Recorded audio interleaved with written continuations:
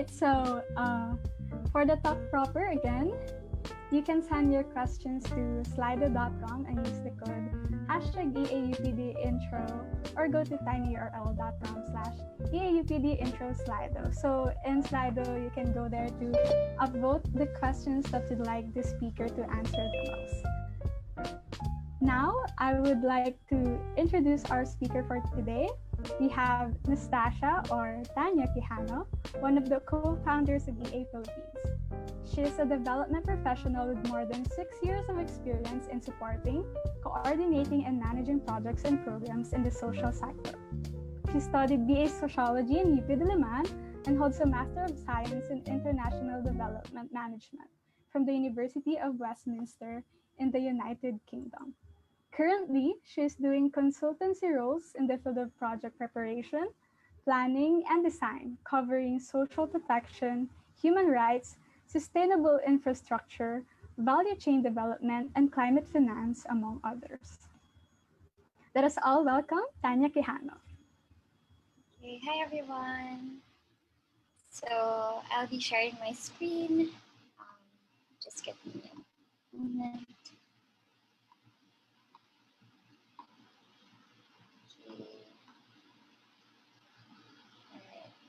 Can you see my slides? Can I get a thumbs up if you can see the slides?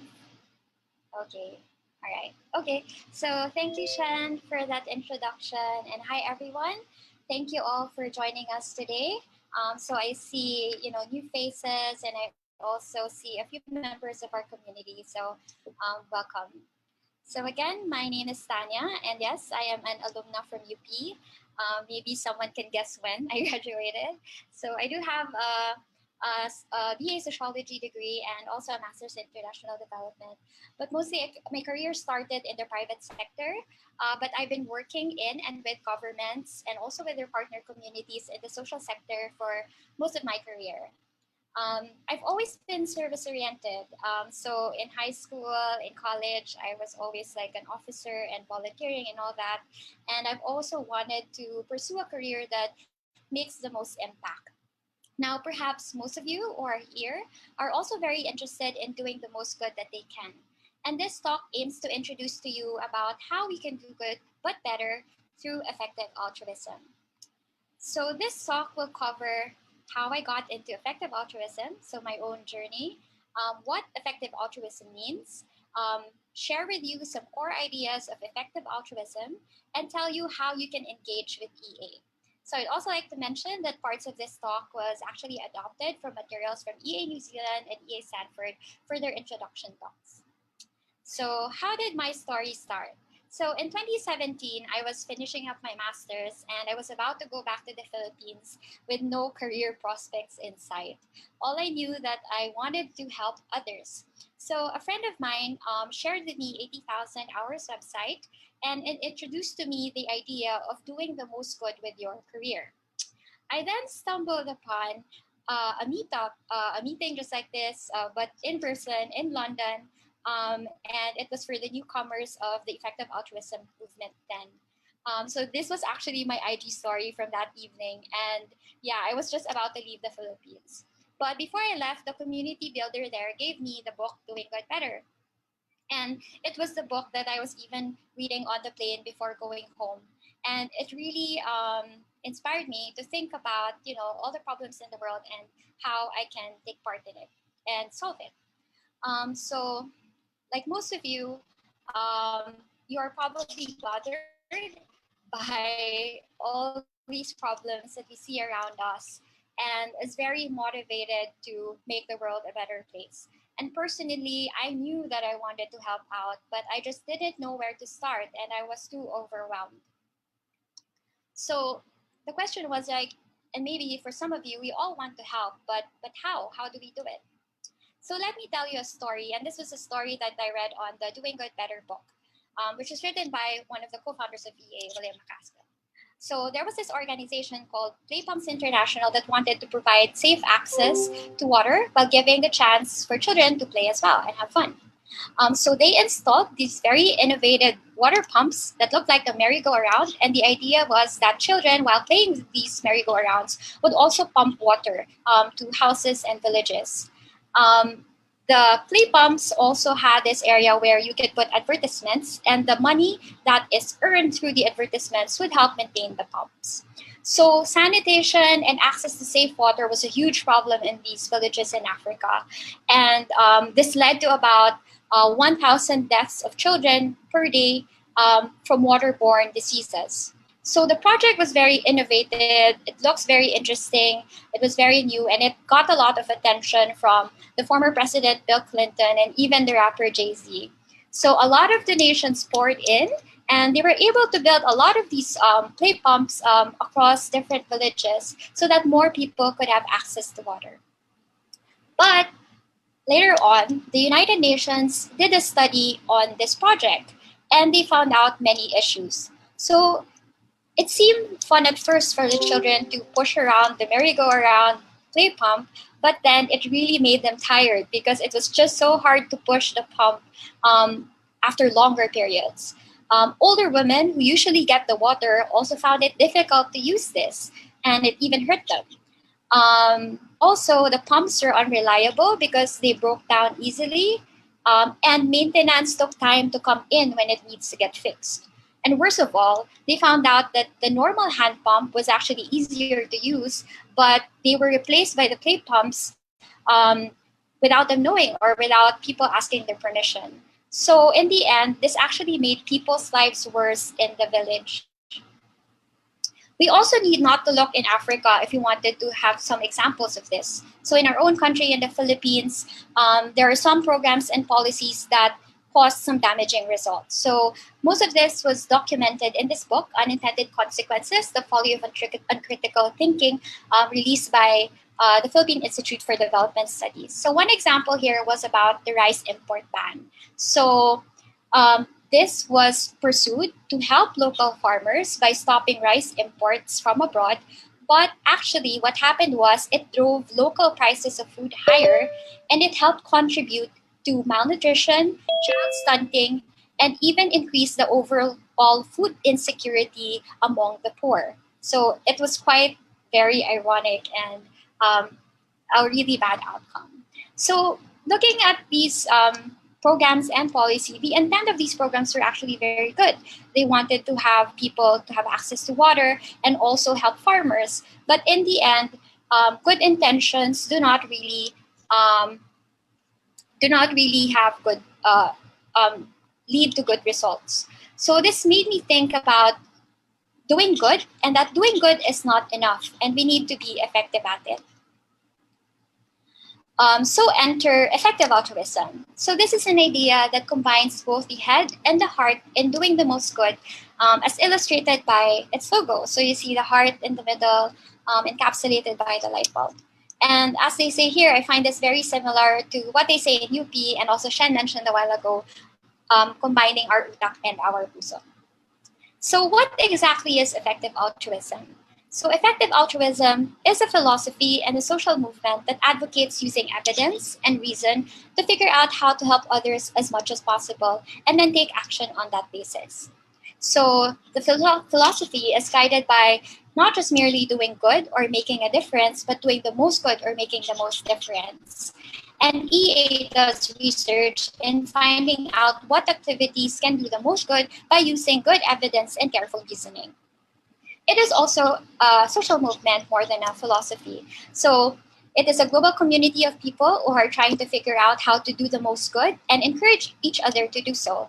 And as Shen said, there are a lot of chapters already across different countries. And on the right, you will see the picture of Brian and I, one of my co-founders, in our last in-person Global EA conference we attended a few years ago in Singapore. This social movement is also guided by a set of principles. So first, we have commitment to others. So we believe in EA that we should have a strong commitment to others and actively want to make the world a better place. We also hold a scientific mindset and guide our actions on the best available evidence using careful reasoning and also being open to critiques. We want to do the most good, so we do not commit ourselves to just one specific cause area, but it is important to be open. So openness, being open to focusing on other efforts or other groups of beneficiaries if found that it will do the most good. And we are also open to changing our beliefs if good arguments and evidence comes in. Next, we believe in integrity. So integrity is about making sure that there is trust, cooperation, and accurate information, because we know that all of these is very essential in doing good. And lastly, we believe in maintaining a collaborative spirit so that it creates a more friendly, open, and welcoming environment for all. So we commit to treat all kinds of people coming from different backgrounds, identities, and worldviews, and to commit to treat them with kindness and respect. So those are the guiding principles of EA. Another question that guides the EA movement is, with our limited time and resources, how can we do the most good that we can? So as you know, there are still a lot of problems, and we only have limited time on this earth, and maybe not all of us have access to resources. So how do we good the most? How can we do good in the best way that we can? So now I would like to introduce to you, and to help us answer this question, to introduce to you 4 core ideas behind EA. And first is the use of evidence and analysis. And you've seen that probably in this material, in our PubMats. I would also talk about cost effectiveness. Third, talk about expanding our compassion. And lastly, about cost prioritization. So this might be a new term for you, so I'll explain that later on. So first, using evidence and analysis. So one way to find out if your actions are actually doing good is to do a scientific study. That's one of the ways that we try to understand the world around us. So in global health, one of the popular methods that they do this is to randomize control trials. And it's that scientific study that is normally used when they want to treat medicine or they want to try out a new treatment. So to explain how it works, I will give an example about this specific project of wanting to improve access to water again. So the project provides chlorine at wells and other water sources so people can disinfect their water when they collect it. So to test whether this works or not, researchers selected communities with similar situations and both having unsafe access to water. So one group got chlorine dispensers installed, so that's a treatment group, and the other group did not get that chlorine treatment. So both groups were monitored and they were studied, and it showed that communities who got the chlorine suffered from significantly less water-related sickness and deaths. So this showed us that the treatment, having that chlorine dispenser, worked.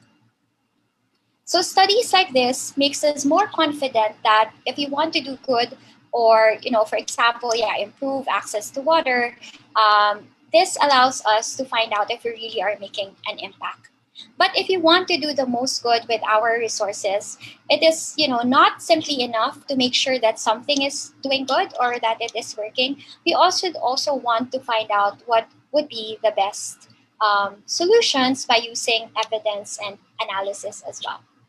So let me try another example on you guys. And this, I will pose a question. So which increases school attendance the most? So I have listed here several options. So you have unconditional cash transfers, merit-based scholarships, informing parents about the value of education, deworming, and free uniforms. So I want you to take a couple of seconds and guess, make kind of a guess, which ones do you think was found to be effective in increasing school attendance? So you can, you can share that with your friends. You can put that in the chat if you have any guesses. Any guesses? Okay. Anyway, so feel free to put that in the chat or share that with your friends. Okay, now let's see.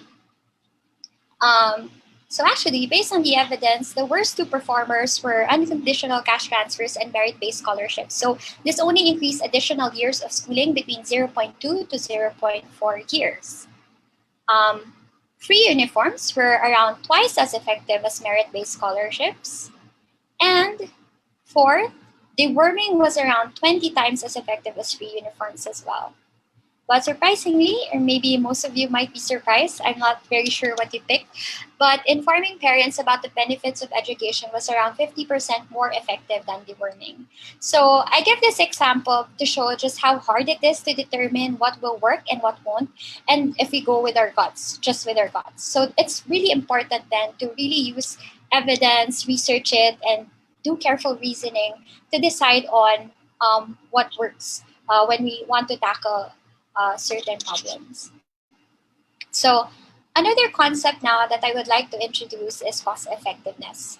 So cost effectiveness tells us like per amount spent, which one is the intervention that would be most effective. So I'm showing you right now a graph from the World Bank, and this shows a list of interventions, of health interventions from least cost effective to the most cost effective. So you can see that some are very cost effective, saving up to 200.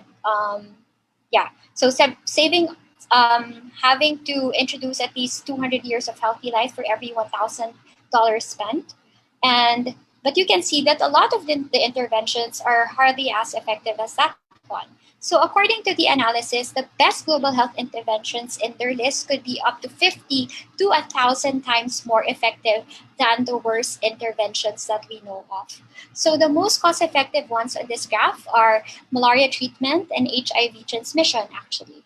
So we can see that there are still a lot of diseases that can be preventable, and we can still prevent a lot of people from dying from a lot of these diseases, and there are cost-effective interventions that are available for us to save lives. So we should really use the opportunity to do good most cost-effectively. So I'd like to test another example among you guys, and this is about HIV and AIDS. So you will see in your screen several treatments for HIV and AIDS. So I'd like to give you again a couple of seconds to guess which you think would be the most effective. Do you have any guesses? Any guesses? E. Okay, that's a good one, VJ. E then. Okay. Mostly E. Okay. So I think our audience is pretty much right because, so education of high-risk groups was actually found to be the most cost-effective. So I think I gave it away from my previous slide, huh? So here we see that the most cost-effective intervention is educating high-risk groups about avoiding HIV and AIDS. So for every dollar spent, we can actually avert losing 25 years of healthy life or DALYs. So good guesses. All right, so this tells you that there really are some interventions that we could do the most good for it being very cost effective. Okay, so all right. So not every good thing can actually be examined through scientific studies, and cash transfers, chlorine dispensers, or HIV treatment can be very observable. But in the effective altruism movement, we've tried to figure out actions that exist on a scale between very cost-effective and having a high level of evidence, and also things that maybe we still have less evidence on them and not so sure about their cost-effectiveness, but we also have a hunch that they could be very impactful eventually. So, for example, there is a lot of uncertainty and just a buildup of evidence in certain vaccines, or, for example, introducing public policy that will help the health system. So looking for evidence for those can be hard, but it could also be very impactful. So we want to look at all of these possible options wherein we can do the most good, and look at the evidence that is available and how cost effective it could be. All right. So because of that, in EA, we also believe in expanding our compassion. So when we look at problems, we have to go beyond what is visible to us or what is just closer to our hearts. So this means that for most people, Okay, maybe you care a lot about your family and friends, and then that you would really reach out to them if there is a problem, and would be the same, that you're more compelled to help also people in your local community or those living in your own country, and you would be very concerned about the human race as a whole, or people. So this is not surprising, because these are things that you see, and these are people that you interact with. But most people in the effective altruism community also consider non-humans as deserving of our compassion. So that could include animals, and because they too experience suffering. Um, Here, we also look at future generations. So these are just not people who are experience suffering at the present, but people or future beings that could experience suffering in the future because of our actions today. Because maybe for those of you who are familiar with the idea of sustainable development, right? So our actions today could really have an impact on future generations, and we believe that they are also worthy of our concern. So how do we know what problems are most pressing to work on if we have all of these beings that we need to think about and care for, and how can we help them the most, not just people but also other beings or non-humans? So in the EA space, I will talk about cost prioritization, and this is a framework that EA uses to answer this question. So this framework looks into three factors. So when you look at the problem, you ask whether the problem is big in scale. That's the first factor. Second factor is the problem solvable? And then the third factor is the problem neglected? All right. So let me talk about each one.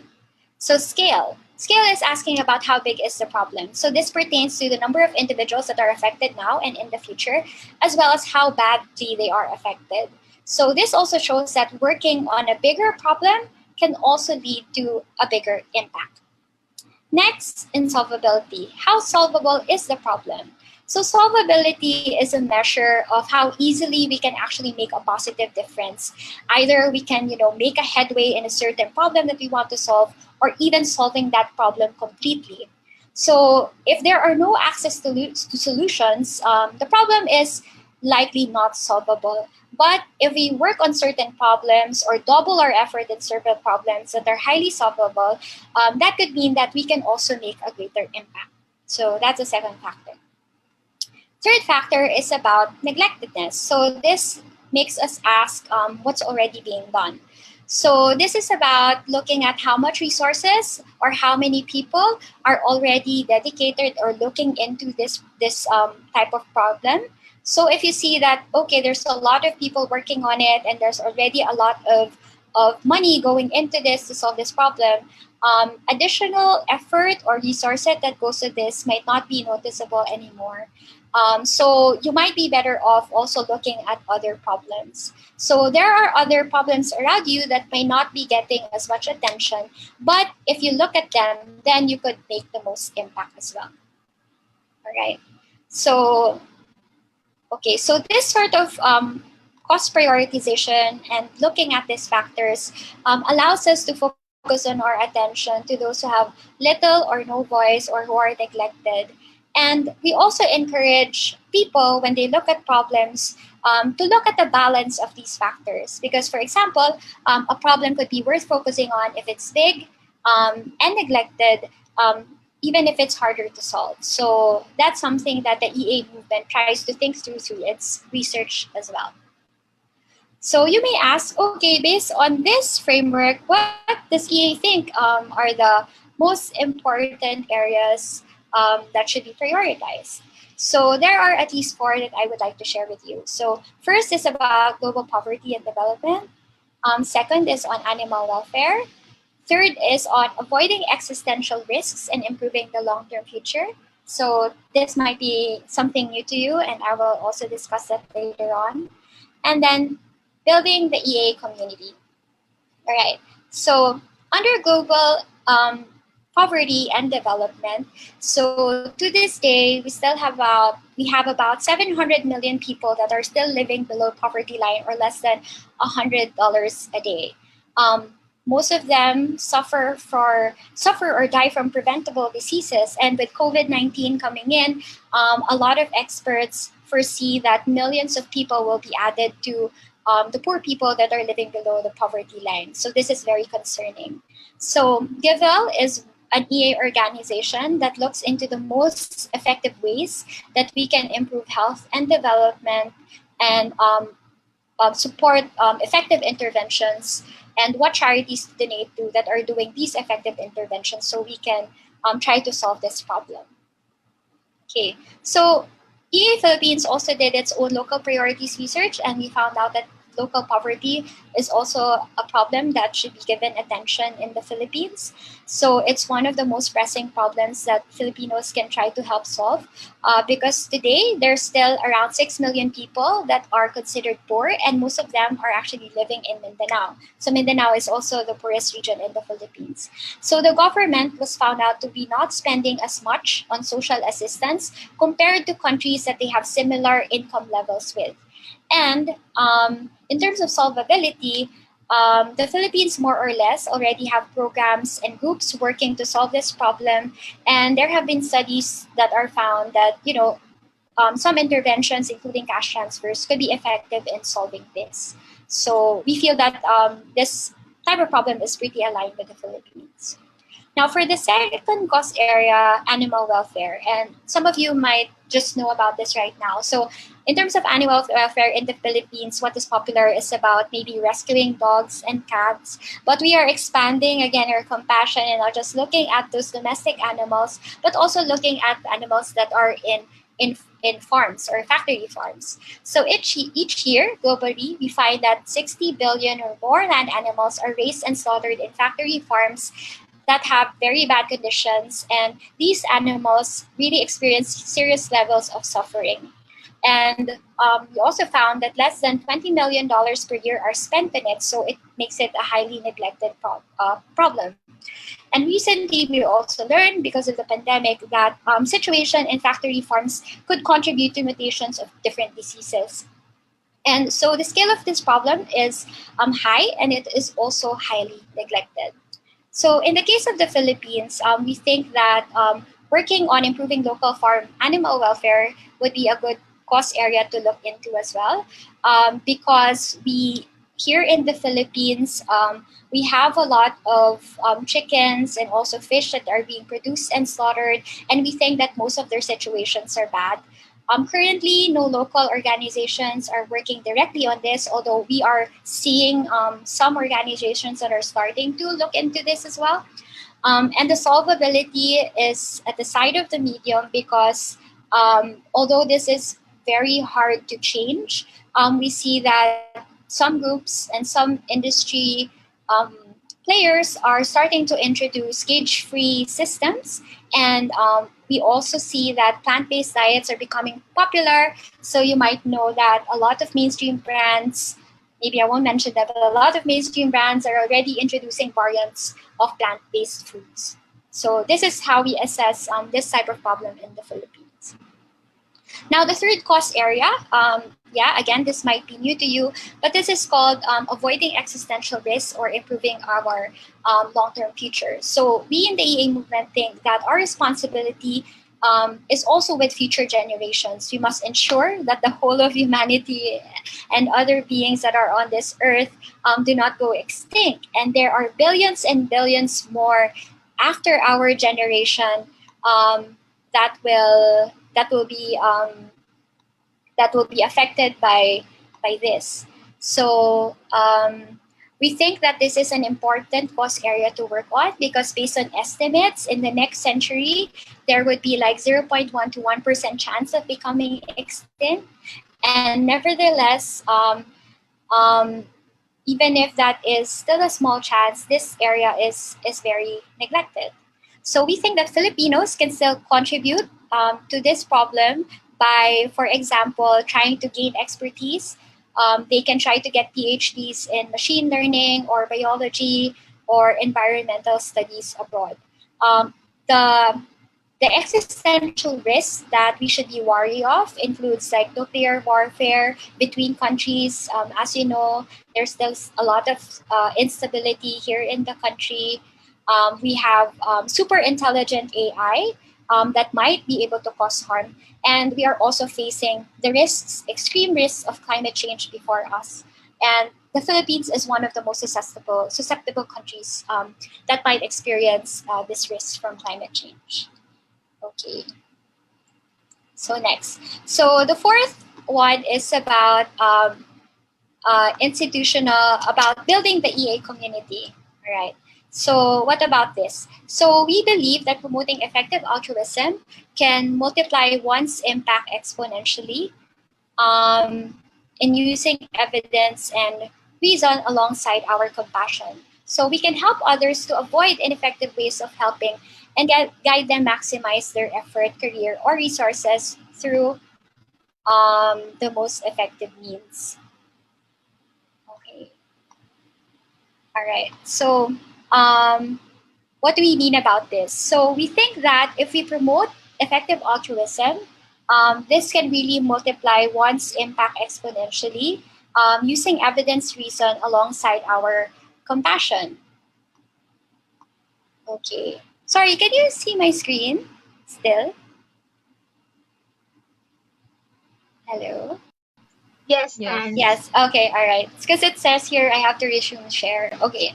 All right. So we think that promoting the EA movement would have an exponential way of a person to have an impact. So by using evidence and reason alongside our compassion, we can help others, to avoid the ways that I mentioned earlier about being harmful in the ways that they help, and to becoming more effective. So we want to help people through effective altruism, guide them in the way that they choose their careers and also use their resources so that they can maximize their impacts. We in EA Philippines believe that it's probably more impactful for people to think about what they do with their careers versus, let's say, making donations to effective charities. And by building the EA community, we hope that we can influence students and professionals to think about their careers more and how to make an impact with it. Okay, so now let me tell you more about EA Philippines, who is also helping out EA UP Diliman and the other chapters. So this is a local chapter of the EA movement, and this was co-founded by Brian, Tan, and Kate Lupango, which you might have met during the icebreakers, and you will also meet them later during the breakout rooms. And we started it out in 2018. So the vision of this chapter is to be a thriving community of Filipinos who use evidence, reason, and compassion to maximize their social impact with their careers and resources. And as a group, we want to provide high-quality resources and discussion spaces for students and professionals to learn more about the principles of effective altruism. All right, so what do we really do? And this is a question we get often asked. So we hold events, discussions, and one-on-one meetings to help people learn about EA. We also help create student chapters and support their activities. We research on what are the high-impact areas that can be accessible to Filipinos, so you can enter these and have the skills that you will need. We also research on which local charities are most effective to donate to or support. And lastly, we engage with volunteers who help us in our activities and research to build the EA community here in the Philippines. Okay, so that's what we do, and I think most of the people who have joined our events would know about this. Okay, now my slide is just lagging. Okay, so these are just a few pictures of our events. If you remember a lifetime ago, we can still gather. So these are some of the pictures that we had in our past events, mostly done in 2019. And in 2020, so everyone shifted into online meetings and we still had them. And in 2020, we talked about the COVID-19 budget. We had an effective altruism discussion group. We also launched our local charity effectiveness research that showed which effective charities to donate to, but this is still a work in progress, so stay tuned for that. And our last event was the Introduction to Charity Entrepreneurship, which I think some of you attended as well. So nice to see you here again. But yeah, we're holding these types of events. And we hope that we could see more of you later on. And I guess with all that I said, maybe some of you are thinking that, okay, this seems interesting, hopefully, and you are more curious about it. How do you get started? So there are several ways to get involved. If you are a student in UP or other universities or a fresh graduate, do sign up for any of our upcoming virtual fellowships covering EA concepts and topics. So EA UP Diliman will have a fellowship starting February.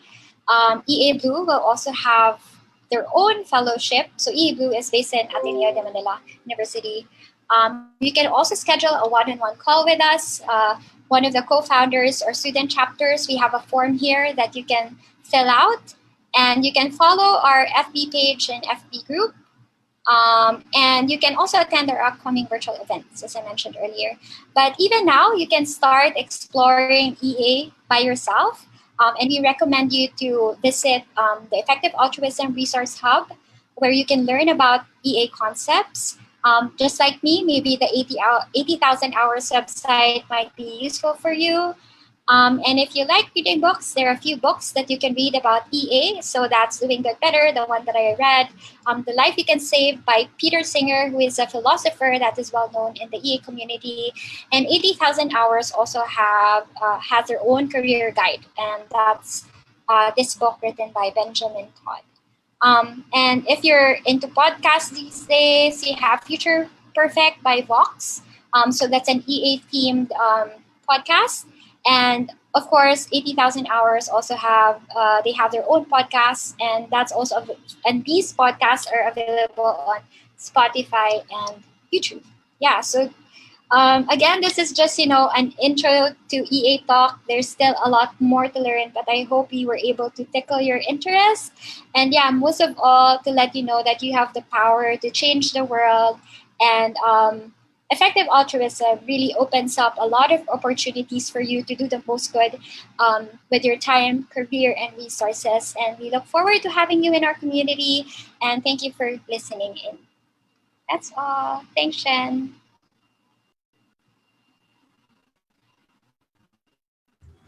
All right, thank you for that wonderful talk, Tanya. I'm sure it'll help participants critically think about and take opportunities to do good given limitations in resources and time.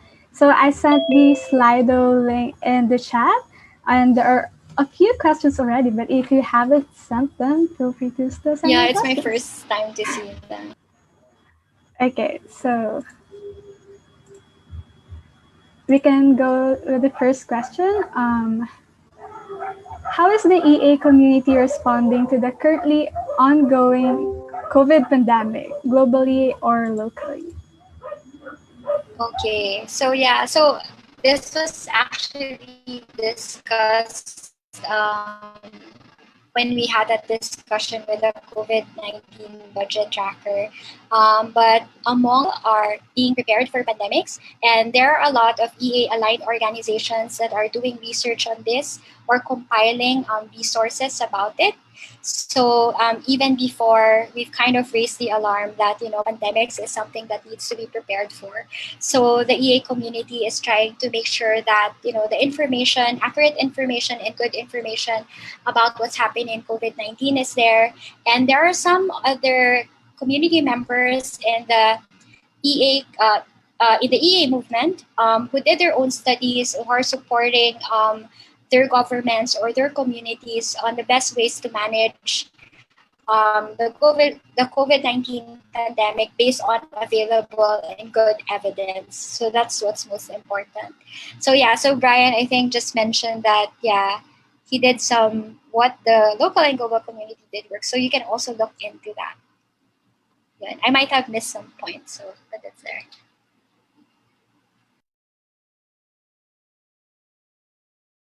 All right, thank you, Tanya. The most upvoted question for now is, what are some of the metrics used in the three factors: scale, solvability, neglectedness? In other words, how do you say this scale is large or this is neglected? I wasn't able to show it earlier, but basically when we say in terms of scale, we would count like the number of people or the number of individuals or beings that are affected by the problem. or you can also measure how severely affected they are. So in terms of how severely affected they are, it could differ depending on the type of problem that you are trying to assess. So this framework is applied when you are trying to look into a problem and seeing that. So for example, if it's, let's say, global poverty, how big that is. Globally, we have accepted standards of how you measure poverty, for example. There are also ways to measure, let's say, how suffering is experienced by, although this is quite debatable as well, like how animals experience suffering, but maybe Kate can also, Kate, one of our co-founders who does research and work on animal welfare, may have some sense about that. And yeah, so there are acceptable standards already globally for several problems. So I think that would be a good starting point. So if you have a problem that you are looking to, you can try to look at those accepted standards. But generally, it's still quite a challenge, even between the EA movement, to compare between different cause areas. But for example, against a human or maybe a non-human. But the research on that is ongoing, and we want to be guided by what's, the best available evidence for us right now. Okay, thank you. About the cost areas again, two of the cost areas you mentioned are, I think, not very known. How do you think Filipino altruists will react to these cost areas? Which cause areas, I wonder? Maybe animal existential I think, risks yes, and animal welfare, perhaps. and animal welfare. So the question was how Filipinos would react. Yes. Yeah, yeah, it's very true. These things are also kind of not very popular here in the Philippines. But I guess when we think about these problems and when we think about the scale, like how it could really impact if it's happened, and how neglected the problem is, that not a lot of people are also looking into this problem. But if you don't put attention to it and it finally happens, the impact would be so big. That's one way that you can position it. So, for example, I think AI right now is kind of quite a buzzword now in the Philippines. When I look into some groups, they would talk about AI and its effect. So that might be a good way to talk about it. How this AI that we have right now, maybe they're invisible now, but there are also some risks in that. Climate change is, I think, another type of existential risk that could be more familiar to Filipinos. So that would be one way also of introducing existential risk as a problem. But for us, it's also a whole mindset that we are want to cultivate for Filipinos and people in general, to not just think about the current generation, but also future generations as well. And maybe that's something that we also need to work on. And if you have also ideas how to do that, I think we would welcome that as well.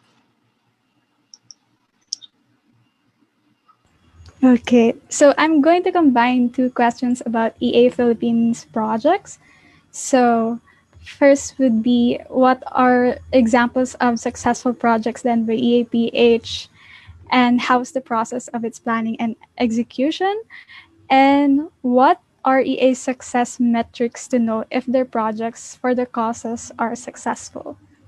It's pretty loaded. Okay, so that's a very internal question. But you have to know that we are still a very young organization. So at the onset, when we started it, it was mainly trying to raise awareness about effective altruism. So our main accomplishments earlier on was the like public events that we were able to stage, and like the number of people that we were able to reach. But we want to deeply engage a lot more people about the concepts of EA. So, and be strategic about building the community here. So right now our goals would be, like having a lot of student chapters and being able to talk to, have the student chapters and have a more sustained way of engaging people about EA, since it's still a fairly new concept. So that could be like the projects that we have. But that's still in the pipeline, so I can't really say that we are already successful in that. But I mean, we already have 3 starting this year, so maybe you can say we're fairly starting to be successful. We also want to influence a lot of people in the ways that they think about their careers. So that would mean a lot of mentoring from us, and also doing a lot of maybe deep conversations with people about their careers so they can really maximize their impact. So maybe my co-founders would also like to add if they wanted to. Okay. Okay, mukhang wala naman. Yeah. But yeah, so our strategy is also quite evolving, but right now our focus is really, building the student chapter and making more people engaged with EA through our fellowships and activities and how we help them with their careers. All right, thank you, Tanya. I think we have time for one more question. That would be, what are examples of local-based charities that are partners with EA Philippines to work on EA cost areas here? Okay. So this is, again, a work in progress. This is something that we just started to research on. So you could say, this is part of the projects that we are doing, but it's still in its early stages. So first, what we wanted to do was look at what the EA movement has vetted about which are the local, what are the most effective interventions, and also which organizations are effective in implementing these interventions. So we looked at those organizations vetted by EA, found out if they have local organizations here, and see whether we did extra research on them and see if we could recommend them. So I don't think I would be naming them just now because we are still in the process of finalizing it.